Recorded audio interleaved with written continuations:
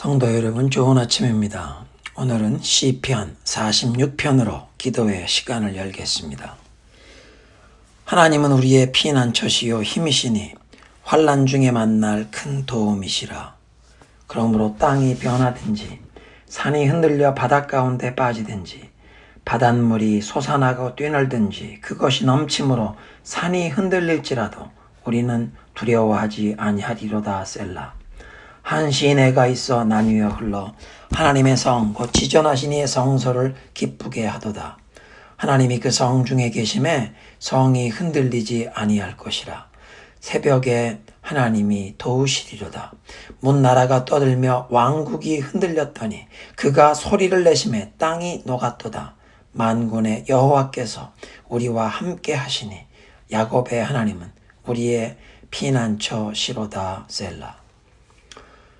우리의 피난처와 영원한 도움이 되시는 하나님의 높고 크신 이름을 찬송합니다. 환난을 당한 주의 백성들을 주님께서 버려두지 아니하시며 주의 얼굴을 구하는 백성의 기도를 들으시고 주님의 시간에 주님의 방법으로 응답하여 주실 줄로 믿습니다. 선하게 응답하실 줄로 믿습니다. 오늘도 우리의 삶에 주님의 그 신실하심과 새롭게 하시는 은혜를 부어주시기를 기대하며 주님께로 우리의 눈을 듭니다.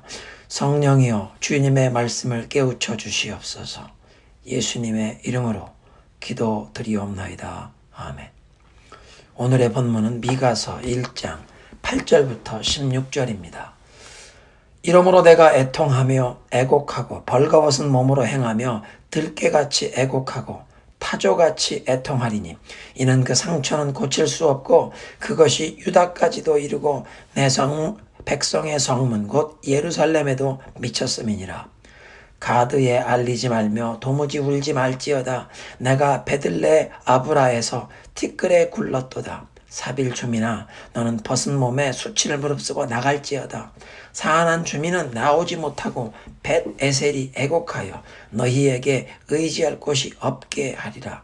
마롯 주민이 근심 중에 복을 바라니 이는 재앙이 여호와께로 말미암아 예루살렘 성문에 임함이니라. 라기스 주민아 너는 준마의 병거를 메울지어다. 라기스는 딸 시온의 죄의 근본이니 이는 이스라엘의 허물이 내게서 보였음이니라. 이러므로 너는 가드 모레셋에 작별하는 예물을 줄지어다. 악십의 집들이 이스라엘 왕들을 속이리라. 마레사 주민아 내가 장차 너를 소유할 자로 내게 이르게 하리니 이스라엘의 영광이 아둘람까지 이를 것이라. 너는 내 기뻐하는 자식으로 인하여 내 머리털을 깎아 대머리 같게 할지어다. 내 머리가 크게 벗어지게 하기를 독수리 같게 할지어다. 이는 그들이 사로잡혀 너를 떠났음이니라. 이스라엘과 유다가 영적인 타락에서 헤어나오지 못하던 시도에 여호와의 심판과 구원의 메시지를 선포했던 미가 선지자는 1장 6절 7절에서 북왕국 이스라엘의 수도 사마리아의 패망을 예언했습니다. 그리고 미가 선지자의 예언대로 그의 생전에 주전 722년에 아수르 제국의 군대가 사마리아 성을 정복하여 북왕국 이스라엘이 멸망하고 수많은 백성들이 이제 포로로 끌려가게 됩니다. 이렇게 북쪽의 형제들의 그 나라가 패망하고 동족이 이방 나라에 포로로 끌려가고 뿔뿔이 흩어지게 될 것 때문에 미가 선지자는 오늘 본문 8절에 애통하고 애곡한다고 시작합니다. 얼마나 슬펐으면 벌거벗은 몸으로 행한다고 했는데 영어 성경 번역을 보면 신발을 벗은 barefoot and naked 맨발과 벗은 몸으로 행한다. 그렇게 번역이 되어 있습니다. 사무엘하 15장에 보면 반란을 일으켜서 아버지인 다윗 왕을 죽이겠다고 군대를 동원했던 그 압살롬이 죽임당했다는 소식을 전해들은 다윗 왕이 아들의 죽음을 슬퍼하면서 맨발로 울며 예루살렘 성으로 귀환하는 장면이 있습니다. 아들의 죽음을 깊이 슬퍼하는 그 애곡하는 표현으로 신발을 벗었다는 뜻입니다. 그런가 하면 미가 선지자와 동시대 인물이었던, 같은 시대에 사역했던 이사야 선지자는 이사야 20장을 보면 하나님의 명령에 의해서 3년 동안 맨발과 벗은 몸으로 다니면서 하나님께서 주시는 예언의 메시지, 이제 앞으로 전쟁 포로가 되어 이렇게 수치스러운 모습으로 끌려갈 것이라는 그 경고의 메시지를 모든 사람들 앞에서 말로만 아니라 선지자의 맨발과 벗은 몸의 그 모습으로 강렬하게 전달해야 했습니다. 그래서 오늘 본문 8절에 미가 선지자가 맨발과 벗은 몸으로 행한 것에도 그런 경고의 메시지가 담긴 것으로 이해해야 합니다. 구약 성경의 선지자들은 하나님의 메시지를 대언하며 선포하기 전에 종종 그 메시지를 자신의 삶으로 살아야 했습니다. 하나님께서 주시는 메시지를 자신의 마음과 인격에 완전히 새기고 그 메시지를 살아내면서 대언하는 그런 사명을 수행했다는 것입니다.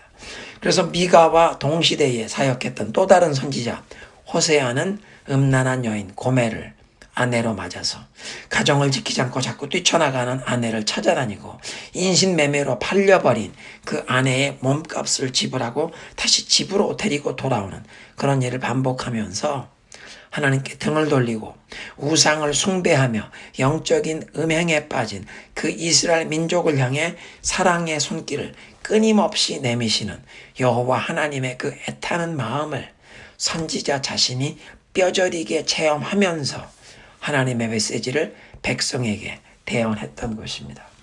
오늘 본문 8절에 미가도 바로 그런 모습입니다.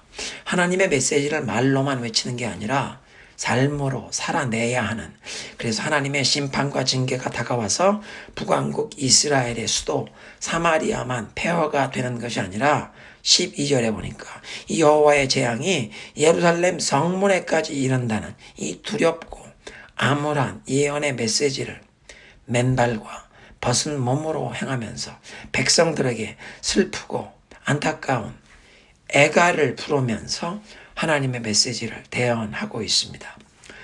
사마리아가 함락되고 그 북왕국이 망했을 때 어떤 성서학자들은 약 10만에서 12만 명의 난민들이 남쪽 유다로 내려왔을 것이라고 추정합니다.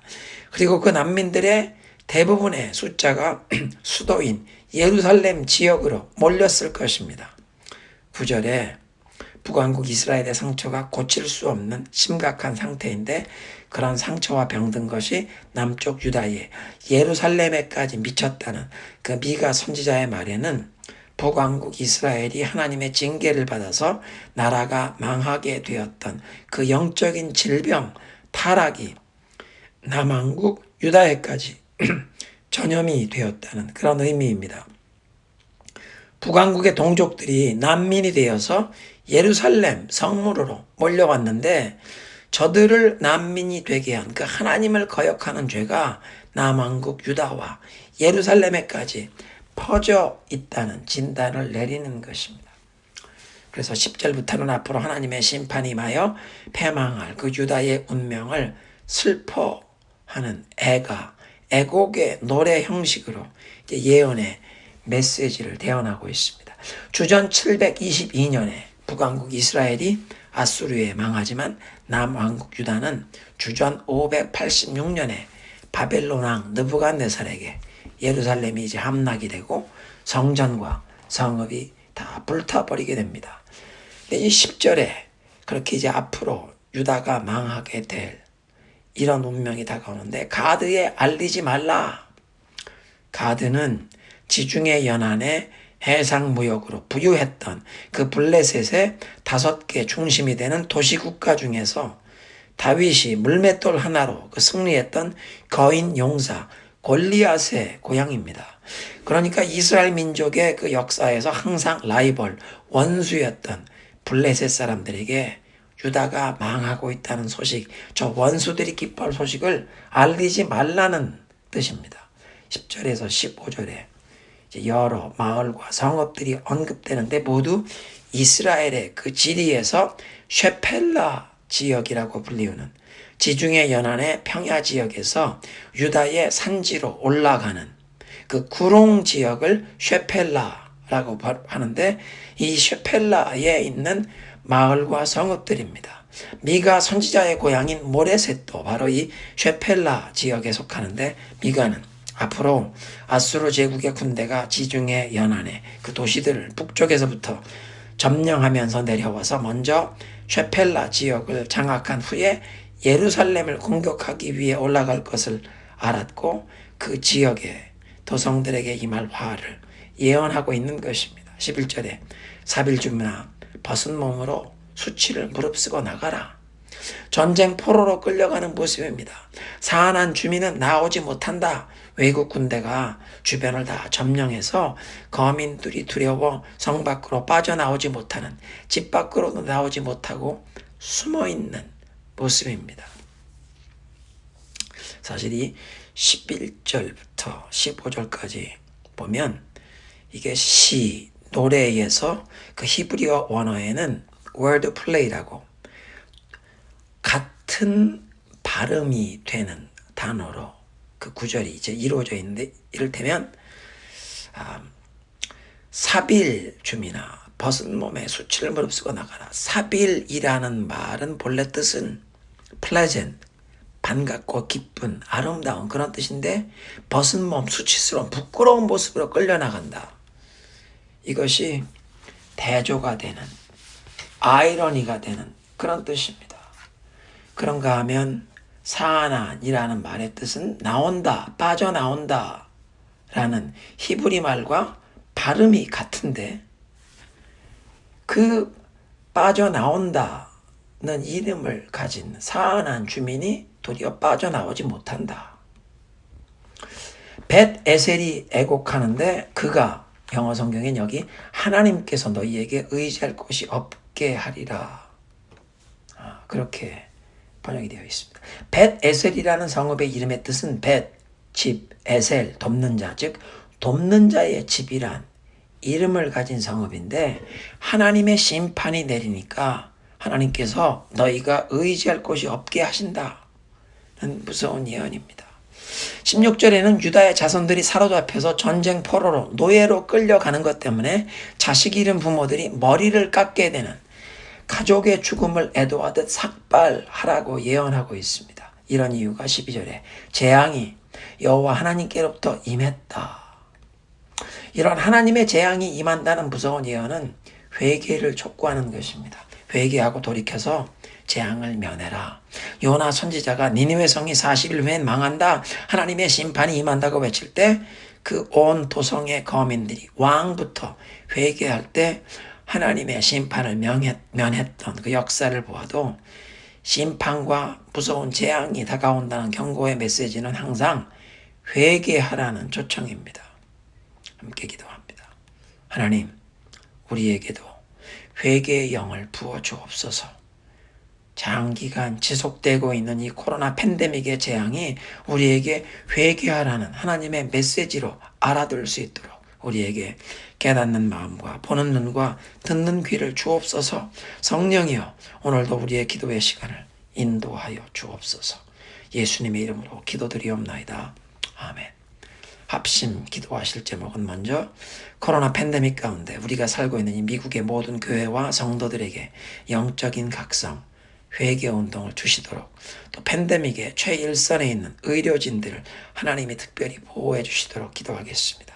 두 번째로 대한민국을 위해 기도하실 때, 한국도 이 코로나가 심각하게 확산되고 있고 또 정치, 사회, 경제적으로 많은 혼란과 어려운 상황인데 하나님께서 자비를 베푸시고 특별히 대한민국의 모든 교회들이 회개하고 경건의 능력이 회복되어 소금과 빛의 사명을 감당하며 복음 통일을 준비하게 하옵소서. 우리 파송 선교사님들의 이름을 부르시며 기도하시겠습니다. 레위 지파가 부르는 그리스도 나의 산 소망 찬양입니다.